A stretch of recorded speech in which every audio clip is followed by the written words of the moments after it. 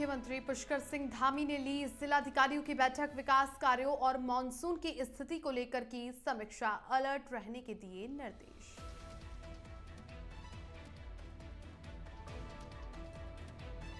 मुख्यमंत्री पुष्कर सिंह धामी हरिद्वार दौरे पर। ब्रह्म निवास आश्रम में आयोजित कार्यक्रम में लिया भाग।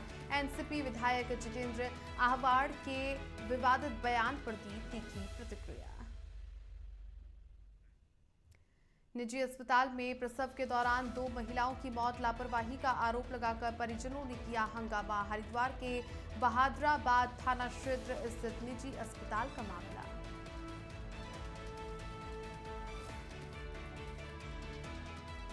प्रदेश में भारी बारिश से जनजीवन अस्त व्यस्त। मसूरी में भूस्खलन से एक घर के 2 कमरे ध्वस्त। कल भी सक्रिय रहेगा मॉनसून।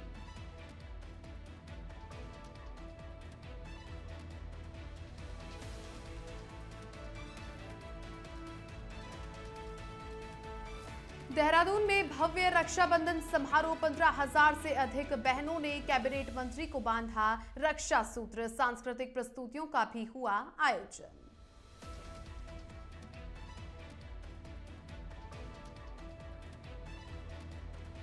नमस्कार, वंदे भारतम इंडिया अहेड देख रहे हैं और आपके साथ हूं मैं छवि फागला। बुलेटिन की शुरुआत करते हैं। देहरादून से खबर है, जहां पर मुख्यमंत्री पुष्कर सिंह धामी ने प्रदेश के सभी जिलाधिकारियों के साथ समीक्षा बैठक की। बैठक में मुख्यमंत्री ने सभी जिलों से संबंधित विकास कार्यों और मॉनसून की स्थिति को लेकर के समीक्षा की। प्रदेश में पिछले 18 घंटे से लगातार हो रही भारी बारिश के चलते मुख्यमंत्री पुष्कर सिंह धामी ने सभी जिला अधिकारियों के साथ वर्चुअल माध्यम से ये बैठक की। इस बारे में बीजेपी के वरिष्ठ प्रवक्ता हनी पाठक का कहना है कि प्रदेश में चल रही लगातार बारिश के चलते सभी जिला अधिकारियों से पूरा फीडबैक लिया गया और विकास कार्यों के बारे में भी जानकारी जुटाई गई, ताकि प्रदेश में किसी प्रकार की कोई दिक्कत किसी भी व्यक्ति को ना हो।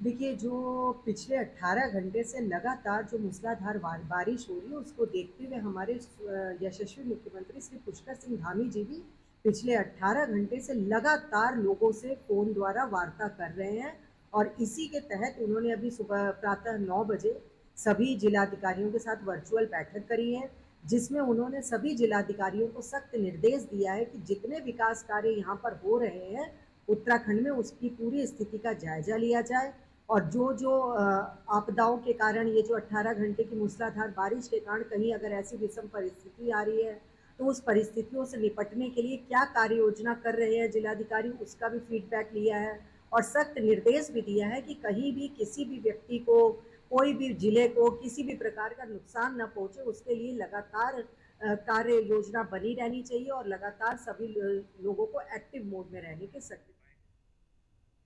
उत्तराखंड के मुख्यमंत्री पुष्कर सिंह धामी आज हरिद्वार के दौरे पर रहे, जहां पर उन्होंने भूपतवाला स्थित ब्रह्म निवास आश्रम में आयोजित 50वें निर्वाण दिवस समागम कार्यक्रम में भाग लिया। इस दौरान प्रदेश में हो रही भारी बारिश और भूस्खलन की घटनाओं को लेकर उन्होंने कहा कि आपदा प्रबंधन विभाग, एनडीआरएफ, एसडीआरएफ, जिला प्रशासन और पुलिस के अधिकारियों को पूरी तरह अलर्ट मोड पर रखा गया है। वहीं एनसीपी विधायक जितेंद्र आहवाड़ के विवादित बयान को लेकर के भी मुख्यमंत्री पुष्कर सिंह धामी ने तीखी प्रतिक्रिया दी। उन्होंने कहा कि माननीय न्यायालय ने इस पर स्पष्ट फैसला सुना दिया है और ये बात साफ हो गई है कि तत्कालीन सरकार ने तुष्टीकरण की राजनीति करते हुए समाज सेवा में लगे लोगों को फंसाने का काम किया था। को आगे बढ़ने का अवसर मिलता है। सर, पहाड़ी इलाकों में लगातार बारिश हो रही है, कहीं भूस्खलन भी हुआ है। उसके लिए हम लगातार सभी आपदा प्रबंधन विभाग, हमारा एसडीआरएफ, एनडीआरएफ, अन्य विभाग, सारे जिलाधिकारी, सारे पुलिस के अधिकारी, सभी लोग समन्वय बनाकर काम कर रहे हैं। आज प्रातः काल भी मैंने सभी जिलाधिकारियों के साथ बैठक की है और सभी को निर्देश दिए हैं कि जहाँ जल भराव हो रहा है, जहाँ भूस्खलन हो रहा है या हमारे पुल इत्यादि जो जिनको नुकसान पहुंचा है उनको तत्काल रिस्टोर किया जाए और लोगों को हर संभव सहायता की जाए। जहाँ पर नदी के किनारे, नालों के किनारे जहाँ जल स्तर बढ़ रहा है, जहाँ लोगों को शिफ्ट करने की आवश्यकता है उनको शिफ्ट किया जाए। बिजली, पानी, अन्य प्रकार की जो सड़क, इन सभी व्यवस्थाओं को तत्काल दुरुस्त किया जाए, तत्काल बनाया जाए, रिस्पांस टाइम कम से कम हो, इसकी लगातार जो है समीक्षा होती रहे, ऐसे निर्देश। अब खबर रुड़की से है, जहां पर मरबूकपुर की एक महिला ने एक निजी होटल में पहुंचकर प्रेस वार्ता की। युवती ने वार्ता में शांतर शाह चौकी इंचार्ज पर गंभीर आरोप लगाए। युवती का कहना है कि चौकी इंचार्ज ने अपनी मर्जी से 6 सितंबर 2024 को उससे शादी की थी। दहेज न मिलने के चलते ससुराल पक्ष के लोगों ने उन्हें घर से निकाल दिया और जान से मारने की धमकी दी। इसे लेकर के उस महिला को कुछ लोगों से खतरा बना हुआ है। प्रेस वार्ता के दौरान युवती ने बताया कि उन्हें अब शांतर शाह चौकी इंचार्ज प्रताड़ित कर रहा है और युवती के पिता को भी बिना किसी वजह के लॉकअप में बिठाया गया है। युवती का कहना है कि उसके पास हाईकोर्ट की ओर से सुरक्षा प्रदान किए जाने के ऑर्डर भी मौजूद हैं।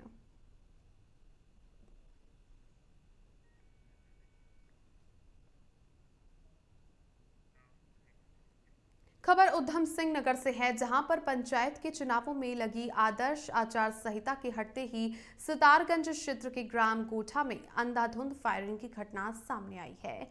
वहां पर क्षेत्र के ग्रामीण बीती रात हुई बरसात के बाद डैम किनारे मछली पकड़ने गए थे। ग्रामीण मछली पकड़ ही रहे थे कि अचानक 7-8 लोग आए और अंधाधुंध फायरिंग कर दी। फायरिंग में 6 लोग छर्रे लगने से घायल हो गए। घायलों को सितारगंज उप जिला चिकित्सालय लाया गया, जहां पर डॉक्टर कुलदीप यादव ने सभी का उपचार किया। किसान नेता एडवोकेट योगेंद्र यादव का ये कहना है कि इस तरह की तानाशाही और गुंडागर्दी हमने पहले कभी नहीं देखी। डैम का ठेका भी जून-जुलाई महीने में समाप्त हो जाता है। पूर्व में भी कई ठेकेदार आए, उन्होंने कभी ऐसा नहीं किया। आपको बता दें कि घटना में 6 घायल ग्रामीणों को प्राथमिक उपचार के बाद हायर सेंटर रेफर किया गया।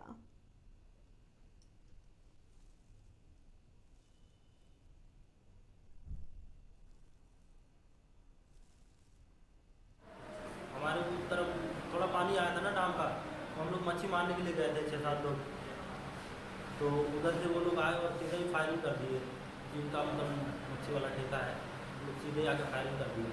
बुलेट लगी है। हमारे उस तरफ थोड़ा पानी आया था ना डैम का, तो हम लोग मच्छी मारने के लिए गए थे 6-7 लोग।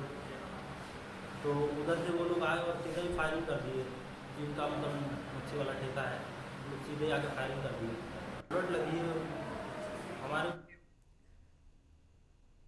उत्तराखंड में भारी बारिश का दौर जारी है। मौसम विज्ञान केंद्र देहरादून की ओर से जारी पूर्वानुमान के अनुसार नैनीताल, चंपावत और बागेश्वर जिले के कुछ इलाकों में भारी से भारी बारिश का ऑरेंज अलर्ट जारी किया गया है। इसके अलावा अन्य जिलों में भी तेज दौर की बारिश होने के आसार हैं। वहीं प्रदेश में 5 अगस्त को भी मानसून सक्रिय रहेगा और कई जनपदों के मध्यम से तेज बारिश होने देखने को मिल सकती है। और मौसम विज्ञान केंद्र के वैज्ञानिक रोहित थपलियाल ने बताया कि 5 अगस्त तक प्रदेश भर में तेज दौर की बारिश होने की संभावना है। खासकर पर्वतीय इलाकों में तेज दौर की बारिश होने की परेशानियां बढ़ सकती हैं। उन्होंने भूस्खलन वाले क्षेत्र और नदी नालों में ना जाने की सलाह दी है। इसी के साथ हिदायत देते हुए कहा कि आवश्यकता ना हो तो पर्वतीय इलाकों में यात्रा करने से बचिए। पिछले 24 घंटों में उत्तराखंड में अधिकांश स्थानों पर हल्की से मध्यम वर्षा दर्ज की गई है, जबकि कहीं कहीं भारी से लेके बहुत भारी वर्षा भी मिली है। आगे पूर्वानुमान की बात करें, 4 और 5 तारीख को उत्तराखंड में अधिकांश स्थानों पर हल्की से मध्यम वर्षा मिलने की संभावना है। और चेतावनी की बात करें तो 4 तारीख को देहरादून, टिहरी, पौड़ी या बागेश्वर जनपद है, यहाँ पर कुछ स्थानों पर भारी से बहुत भारी वर्षा मिल सकती है, जबकि इक्का दुक्का स्थान पर अत्यंत भारी वर्षा मिलने की भी संभावना है, जिसके लिए इन जनपदों को अभी रेड वार्निंग में रखा गया है। उसके बाद जो हरिद्वार जनपद है या नैनीताल, चंपावत जनपद है, वहाँ पर कहीं कहीं भारी से बहुत भारी वर्षा मिल सकती है। और इसी तरीके से एक्टिविटी जो है उत्तरकाशी, रुद्रप्रयाग, चमोली, पिथौरागढ़, अल्मोड़ा, वहाँ पर भी भारी वर्षा कहीं कहीं मिलनी। और इधर मसूरी में लगातार हो रही भारी बारिश से जनजीवन अस्त व्यस्त हो गया है। रविवार को मॉडर्न स्कूल के निकट स्थित खरोला निवास क्षेत्र में हुए भूस्खलन ने स्थानीय निवासियों को डरा दिया। भूस्खलन से एक घर के 2 कमरे पूरी तरह ध्वस्त हो गए और घर तक पहुंचने वाला मुख्य मार्ग भी मलबे में दफन हो गया और अब ये परिवार पूरी तरह से बाहरी संपर्क से कट चुका है और मदद की प्रतीक्षा में है। स्थानीय लोगों के अनुसार जोरदार आवाज के साथ जमीन खिसकी और देखते ही देखते 2 कमरे जमीन में समा गए। गनीमत ये रही है कि इस दौरान परिवार के लोग घर पर नहीं थे। भूस्खलन की सूचना मिलते ही नायब तहसीलदार कमल राठौड़ अपनी टीम के साथ मौके पर पहुंचे। उन्होंने प्रभावित परिवार से मुलाकात करके ढांढस बंधाया और राहत और पुनर्वास की व्यवस्था का आश्वासन भी दिया। जो लगातार जो बारिश हो रही है इससे 3-4 दिन पहले यहाँ पे धंस गया थोड़ा ना, तो इससे हमारी गौशाला को और मकान को थोड़ा खतरा हो गया है। अभी तहसीलदार जी आए थे, वो देख के गए हैं, तो बोल रहे थे कि नगर पालिका वगैरह से इसका करवाओ, थोड़ा जो भी होता है उससे वगैरह का, क्योंकि खतरा तो है ही है, क्योंकि नीचे रास्ता भी है ना, नीचे लोगों को जाने का रास्ता भी, वो भी रास्ता भी टूट गया। तो मेरे पुराने 2 कमरे थे वो आए हैं। उन कमरों में कोई था तो नहीं उस समय? नहीं, उस टाइम तो नहीं कोई, हमने खाली करा दिया था इसीलिए ना कि थोड़ा खतरा देखते हैं तो हमने खाली करा। देहरादून रक्षाबंधन के उपलक्ष्य में कैबिनेट मंत्री गणेश जोशी की ओर से हर वर्ष की भांति इस वर्ष भी भव्य रक्षाबंधन समारोह का आयोजन किया गया, जिसमें मसूरी विधानसभा क्षेत्र की 15,000 से अधिक बहनों ने मंत्री जोशी को रक्षा सूत्र बांधकर उनके दीर्घायु और कुशल नेतृत्व की कामना की। कार्यक्रम में भाजयुमो की राष्ट्रीय उपाध्यक्ष नेहा जोशी ने मुख्यमंत्री पुष्कर सिंह धामी की कलाई पर रक्षा सूत्र बांधा और कैबिनेट मंत्री गणेश जोशी की धर्मपत्नी ने केंद्रीय मंत्री गजेंद्र सिंह शेखावत की कलाई पर रक्षा सूत्र बांधा। समारोह में केंद्रीय संस्कृति एवं पर्यटन मंत्री गजेंद्र सिंह शेखावत और मुख्यमंत्री पुष्कर सिंह धामी बतौर मुख्य अतिथि उपस्थित रहे। इसी अवसर पर गढ़वाली, कुमाऊनी और नेपाली सांस्कृतिक प्रस्तुतियों ने कार्यक्रम में रंग भर दिया। वीर नारियों और मातृशक्ति की गरिमामयी उपस्थिति समारोह का विशेष आकर्षण रही।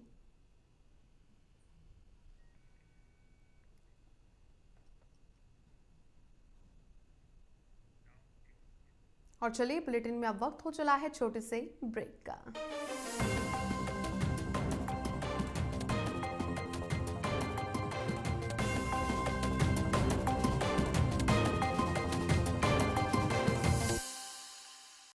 ब्रेक के बाद आपका स्वागत है। चलिए आगे बढ़ते हैं। प्रदेश में इन दिनों 4 धाम की यात्रा लगातार जारी है। तमाम जगहों पर बीच बीच में लैंडस्लाइड के चलते यात्रा मार्ग अवरुद्ध होने की वजह से यात्रा रोकनी पड़ रही है, लेकिन मार्ग को दुरुस्त करके फिर से यात्रा को सुचारू किया जा रहा है। इस मामले में पीडब्ल्यूडी सचिव पंकज पांडे ने बताया कि 4 धाम की यात्रा में गंगोत्री में नेताला के पास बीच बीच में थोड़ी दिक्कत होती है, लेकिन फिर भी रास्ता खोल दिया जा रहा है।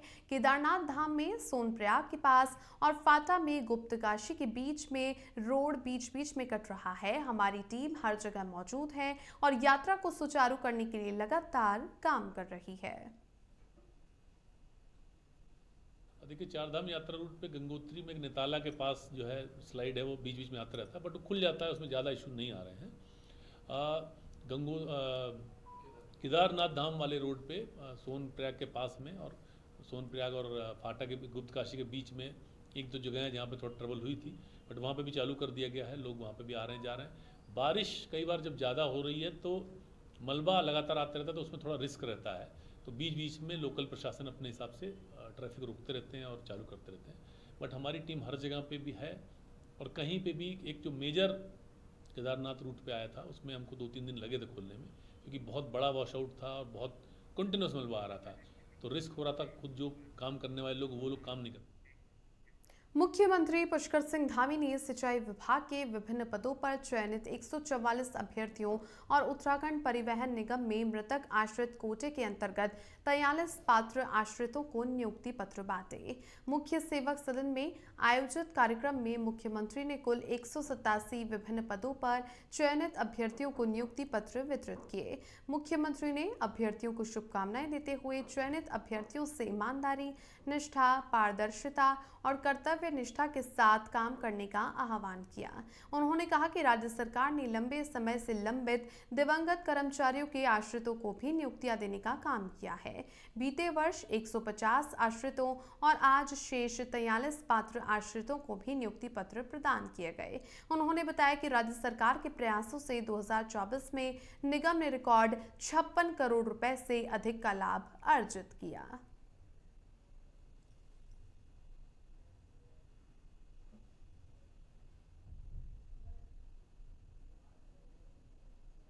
हमें चाहे कितनी भी चुनौतियों का सामना करना पड़े, हम उन चुनौतियों का मुकाबला करेंगे। और हमने इन नकल माफियाओं को रोकने का काम किया, उनकी रीढ़ तोड़ने का काम किया और 100 से ज्यादा नकल माफियाओं को हमने जेल की सलाखों के पीछे पहुंचाने का काम किया।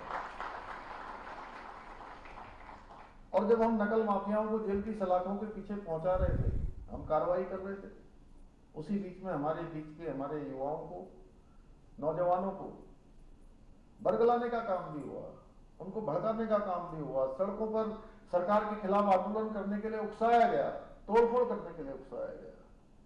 लेकिन भाइयों बहनों, हमें पूरा भरोसा था देवभूमि उत्तराखंड की देवतुल्य जनता पर, आप सब पर, कि सच में, क्योंकि हम सही काम करने के लिए आगे बढ़ रहे थे, हम अपने भविष्य को ठीक करने के लिए इस प्रकार का निर्णय ले रहे थे, इसलिए हम पीछे नहीं हटे, हम रुके नहीं, हम हटे नहीं। और निर्णय लेने में हमने इतनी सी भी तनिक भी देरी नहीं करी और हमने निर्णय लिया, हम पूरे भारत का सबसे कठिन नकल विरोधी कानून भी लेकर आए। और उसी का परिणाम हुआ कि लगभग, जो महाराज जी कहते 23,000 से अधिक नियुक्तियां लगभग 24,000 के आसपास पहुंच गई हैं। वो नियुक्तियां हम बिना किसी नकल के, बिना किसी भेदभाव के, बिना किसी भ्रष्टाचार के, बिना किसी पक्षपात के करने में हमको सफलता प्राप्त। हरिद्वार के बहादुराबाद थाना क्षेत्र स्थित मां Ganga maternity and I care hospital में डिलीवरी के दौरान 2 महिलाओं की मौत हो गई। इस घटना के बाद गुस्साए परिजनों ने अस्पताल में जमकर हंगामा किया। परिजनों को आरोप है कि डॉक्टरों की लापरवाही के चलते दोनों महिलाओं की जान चली गई। मृतकों के शव अस्पताल में ही रख करके परिजनों ने न्याय की मांग की। स्थिति बिगड़ती हुई देख मौके पर बहादुराबाद थाने समेत आसपास के कई थानों की पुलिस टीम मौके पर पहुंची और परिजनों को समझाने का प्रयास किया।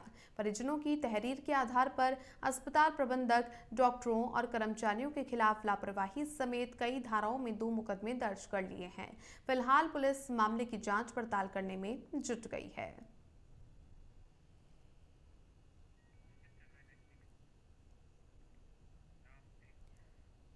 अब खबर उधम सिंह नगर के बाजपुर से है, जहां पर लेवड़ा नदी में आई बाढ़ को देखने के लिए 11 वर्षीय यश की डूब करके मौत हो गई। जानकारी के अनुसार यश अपने दोस्तों के साथ बाढ़ का पानी देखने टाट बाबा मंदिर के पास पहुंचा। यहां उसका पैर फिसल गया और वो नहर में गिरकर तेज बहाव में बह गया। साथ ही बच्चों ने शोर मचाया और आसपास के लोगों ने उसे नहर से बाहर निकाला, लेकिन तब तक यश की मौत हो चुकी थी। उसे बाजपुर के सरकारी अस्पताल में ले जाया गया, जहाँ चिकित्सकों ने उसे मृत घोषित कर दिया। और मैं उसकी माँ के आंसुओं को देख रहा हूँ, बहुत दर्द है, मेरे को खुद बहुत ऐसी पीड़ा है कि देख के मन झकझोर जा रहा है। और अचानक जल स्तर बढ़ा है, बच्चे जो है पानी देखने जा रहे थे, कहीं पैर फिसल गया, इस कारण वो बह गया और आज बच्चा इस दुनिया में नहीं है। हम लोग हॉस्पिटल भी आए, डॉक्टरों ने भी काफ़ी प्रयास करे हैं, मगर वो बच्चा ही। उत्तरकाशी जिले के बड़कोट उपराड़ी गांव में बाबा बौखनाक और भगवती माता के सानिध्य में एक भव्य सम्मान समारोह आयोजित किया गया। इस समारोह में क्षेत्र की ध्यानियों यानी कि बेटियों और महिलाओं का सम्मान किया गया। समारोह में लोक संस्कृति की झलक भी देखने को मिली, जहां पारंपरिक गीत, संगीत, वेशभूषा और रीति रिवाजों ने माहौल को आध्यात्मिक और सांस्कृतिक रूप से रंगीन बना दिया। इसी अवसर पर कार्यक्रम में न केवल धार्मिक आस्था को सुदृढ़ किया गया, बल्कि बेटियों के सम्मान और परंपरा की मर्यादा को भी उजागर किया गया। सर, आज हमें यहाँ पर बहुत खुशी हो रही है, क्योंकि बार बार जीवन में इस तरीके के अवसर हमें नहीं मिल पाते हैं। और बार बार बहुत सारे लोगों का आपस में मिलना जुलना भी नहीं हो पाता है। यही एक जो हमारी रवाई की संस्कृति है, इसी संस्कृति के कारण हम सब आपस में मिलजुल पाते हैं, आपस में संपर्क में बने रहते हैं और हमें आज बहुत खुशी हो रही है सर यहाँ पे। इस समय हमारे बौखनाथ हमारी भगवती देवी ने इस समय को कितना उचित समय पे हम सभी यहाँ के ध्यानियों को एकत्रित करके यहाँ के भाई बंधुओं ने हमारे जितने भी मेरे माँ के पक्ष के जितने इस बुलेटिन में फिलहाल के लिए इतना ही। आप देखते रहिए इंडिया अहेड। नमस्कार।